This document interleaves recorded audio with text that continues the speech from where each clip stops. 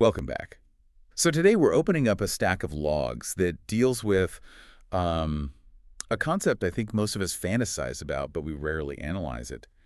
Time off. Right. Specifically, what happens to a high-performance team, in this case the crew of the starship Arawyn, when the red alert lights finally, turn off? You picture beaches, don't you? A cocktail with a little umbrella. That's usually the dream, yeah. The Yeah. decompression from, the high-stakes environment of a Federation starship. But this set of logs from Lathira IV, it gives us this rare control group. How so? We get to see how command structures and personal discipline hold up when the only immediate threat is maybe a sunburn. Or, as we're about to see, a wobbly lift and some very, very strong whiskey. That too. But it really is a fascinating case study in leadership. What we have here is a deep dive into how these command structures hold up or don't when the uniforms come off. We're seeing who these people are when they're not at their stations. Exactly. And how they handle that transition from red alert to, please pass the sunscreen. And the setting is just gorgeous. Lathira IV. The sources describe it as, well, idyllic. Carrots gardens, thermal pools, a community that's built to last. Sounds perfect. It sounds like the perfect place for a tired crew to decompress. But looking at the breakdown of events, relaxation seems to be a skill that not everyone on the Arawyn has quite mastered. It's a stress test in disguise, really. When you remove the external pressure of the mission, all the internal cracks start to show. And we have three really distinct threads here. Right. Captain Sabrina Corbin, who is managing a hidden crisis, the new chief engineer Elias Harlan, who's trying to reset the culture of his whole department. And Lieutenant Junior Grade Ryan Collingway. Oh, Ryan, who just sort of spirals into this chaotic legal incident. So let's unpack this. We have to start at the top with Captain Corbin. The logs place her at the Tide Gardens, soaking in a thermal pool. Downtime. It's supposed to be downtime. She's watching the steam, feeling the heat, and then chirp, the come badge. And this isn't just a, check-in. This is a priority encrypted message from Fleet Command, specifically from an operative named Sidra. And the log details the contents, it says. Identity compromise confirmed. Assume vulnerability. That gave me chills reading it. I mean, that's the nightmare scenario. You're half naked in a pool, surrounded by civilians, and you get told there might be spies or imposters somewhere in the fleet. The standard procedure would be to recall the entire crew, sound the alarms, lock down the ship. Panic, basically. Doctrinally, yes, most people would panic. But Corbin does something much more sophisticated. She understands that if there is a spy watching and the message says, assume vulnerability, a sudden lockdown just confirms the leak. It tells the enemy, we know. So she stays in the pool. She doesn't even get out of the water. She issues these quiet orders from her PATE-D randomized transporter screenings, staggered duty rotations, but she labels them all as routine variants. Routine variants. It's bureaucratic camouflage. Exactly. It's a masterclass in emotional regulation. She is absorbing the entire stress of a fleet-wide security threat just so her crew can continue their shore leave. She's a buffer. She is. She notes in her log that shore leave didn't end. It just, and I quote, changed weight. She's carrying the safety of the ship while appearing to be completely at ease. And there is this moment where that facade almost cracks, or at least it gets noticed. She meets a local colonist, a guy named Evan, and he clocks her immediately. He says, "You're quieter. You're carrying something." That dynamic with Evan is so important because it contrasts two different philosophies of time. Evan represents the long arc stability roots, living in the same house for generations. Lathira IV is all about permanence. And Corbin represents motion. She tells him, "I don't do long arcs, I pass through." Which is, kind of heartbreaking, but it's also incredibly honest. They agree to this relationship that's just for the shore leave. Evan calls it a moment that mattered. And for Corbin, that compartmentalization, it's a survival skill. She can manage a fleet-wide security crisis on one side of her brain and have a genuine human connection on the other. It shows she isn't a robot. She's just incredibly disciplined. She knows she can't offer him stability, so she offers him, what's the word she uses? Presence. She offers him presence. It's not about ignoring the threat. It's about not letting the threat dictate her humanity. It's a beautiful, quiet moment before all the chaos starts. And speaking of chaos, let's move to the Arawyn's engineering department. Okay, so while Corbin is managing these invisible threats, we have a very visible shakeup happening in engineering. Enter Lieutenant Commander Elias Harlan. The new broom? He's a transfer from the USS Intrepid.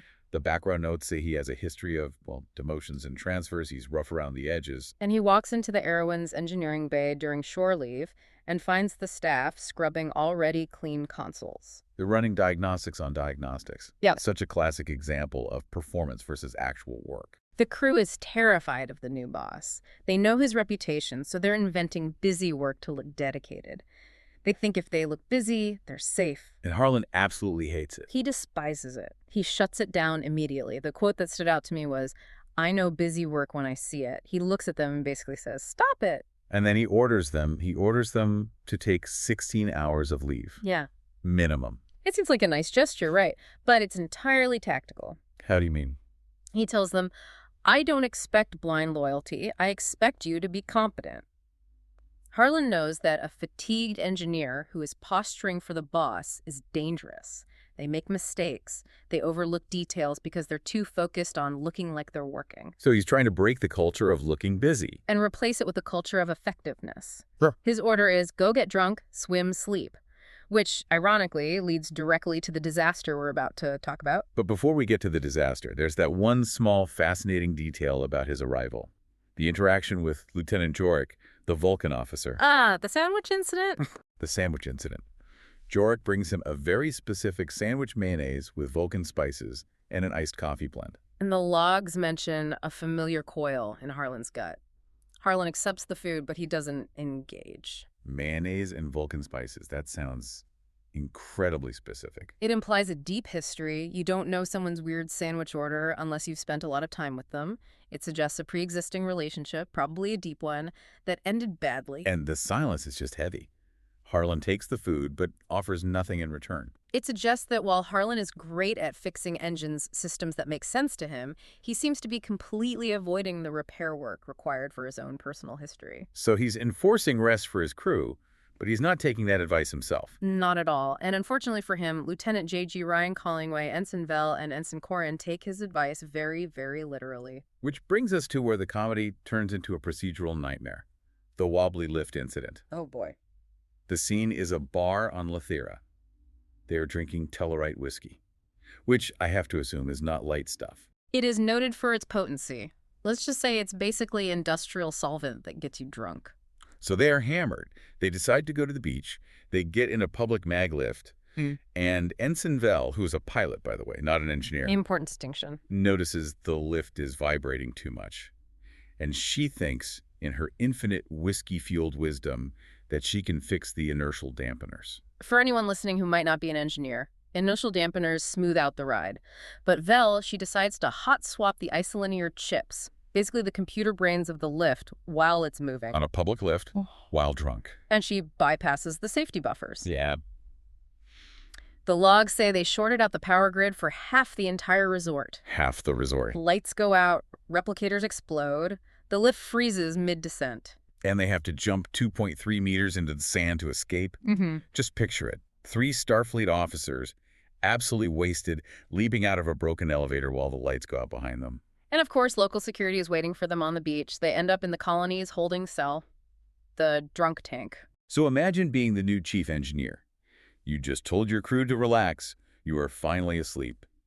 And you get a call saying your staff has destroyed local infrastructure and is in jail. Harlan's reaction is legendary. He wakes up, demands the strongest coffee the ship can legally produce, and beams down. This is the cleanup, and this is where we really see Harlan's leadership style in action. He doesn't go down there screaming. No, he arrives with coffee and a plan. He meets with Constable Kale and just negotiates. He trades competence for custody. He promises a sober damage control team to upgrade their grid, leave it better than they found it, in exchange for his crew. But the real showdown happens in the break.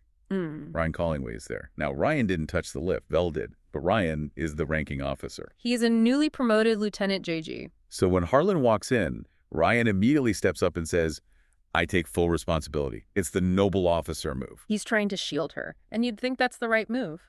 In most stories, the commander would respect that loyalty. Good job, son, taking one for the team. But Harlan isn't interested in stories. He's interested in root causes. He shuts Ryan down instantly. He calls it cowardice, dressed up as loyalty. Which is harsh. It's really harsh cowardice. It is, but it's accurate from his point of view. Harlan's philosophy is that loyalty isn't about eating the blame. It's about ensuring the next mistake doesn't happen. Okay. If Ryan takes the fall, Vel learns she can be reckless and someone else will pay the price. She learns nothing.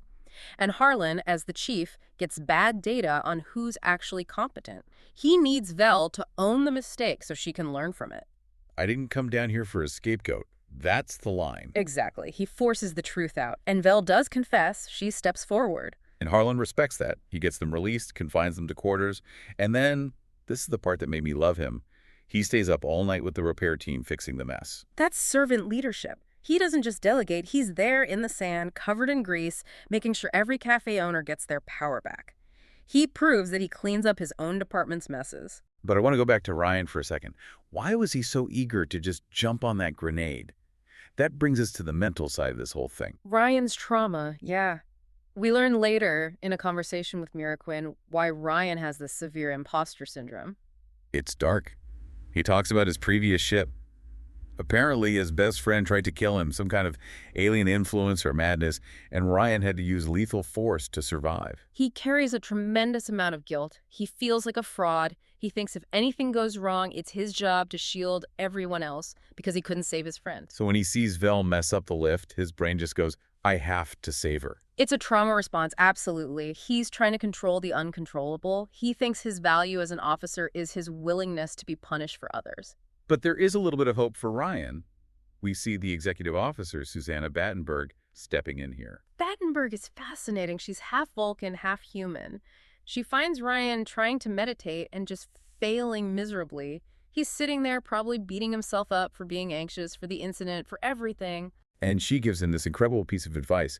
She says, thoughts are not failure. It's a brilliant adaptation of Vulcan philosophy for a human mind. Vulcs typically suppress emotion, but Battenberg teaches Ryan to simply label it. Anger is present. Fear is present. Why does that distinction matter so much? Because Ryan thinks that having the bad thought means he is a bad officer. He thinks the anxiety itself is a failure of duty.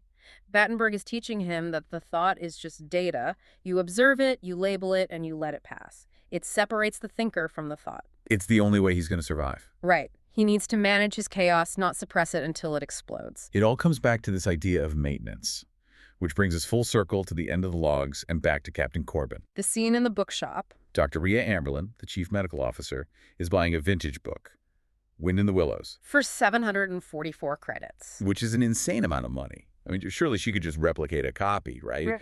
She could, but the physical object, the smell of the paper, the act of hunting for it, that is the point. It's an investment in her own sanity. She finds Captain Corbin in the back of the shop, drinking tea. And they have this quiet agreement. They talk about how hard it is to transition back to the ship, how the ship calls you back before you're ready. And Corbin says something really profound here. She says, rest isn't indulgence, it is maintenance. If we don't rest, the ship gets less of us than it deserves. That is the thesis statement of this entire deep dive. Whether it's Harlan forcing his crew to stop performing work, or Corbin forcing herself to connect with Evan, or Ryan learning to meditate, it's all maintenance. You can't run a high-performance engine or a human brain at 110% capacity indefinitely. It completely changes the definition of duty, doesn't it? It does. We often think duty means self-sacrifice. Staying late, taking the blame, answering that email at midnight. But looking at these logs, true duty is more complex. So how so? Duty is knowing when to stop so you remain competent. Duty is speaking up, like Vel did, instead of letting your boss take the fall. Duty is trusting your team to fix the power grid you just broke. It's about preparation. Corbin was prepared for the threat because she was calm. Harlan fixed the grid because he was competent. Ryan's learning to manage his mind so he can be a better officer. It's the difference between being busy and being effective. Harlan saw busy work, and he hated it. He wanted effective rest. So for you, the listener, the takeaway from the Arawyn logs is surprisingly practical, even if we aren't dealing with warp cores or alien spies. It is. 1, don't confuse busy with effective. If you're just scrubbing a clean console to impress the boss, you're wasting energy. 2, transparency is better than martyrdom. If you break the lift, own the lift. Don't hide behind loyalty. And 3, schedule your maintenance. It's not a reward for work. It's a requirement for future work. I just can't get over the image of them jumping out of that lift. It's such a human moment in this big sci-fi setting. It reminds us that no matter how advanced the technology is, human error and Tellarite whiskey will always be a factor. Before we close the file on Lathira IV, I have one question that's still nagging me, a provocative thought to leave you with. It's about Elias Harlan and Lieutenant Jorik. The silence in the engineering bay? The sandwich. Ugh. Harlan accepted the sandwich, he accepted the kindness, he drank the coffee, but the silence between them was so heavy. In a crew that relies so much on trust, where you have to trust the person next to you when the warp core is breaching, what happens when the people in charge of the engines have a history they refuse to speak about? It's a vulnerability. It's just like the identity compromise Corbin is dealing with. Silence can be as dangerous as a wobbly lift. You can fix a power grid with a hydro spanner, but you can't fix a broken relationship by just ignoring it. Can they keep the past off the bridge, or is that the one thing you can't fix with a damage control team? Time will tell. But on the Arawyn, it seems the loud moments are never far away. Eventually, that silence is going to get very, very loud. That's all for this deep dive into the chaos and calm of Lathira IV. Thanks for listening, and remember, check your inertial dampeners before you start drinking. And take your maintenance time. The ship needs you at your best. Ski to Cap.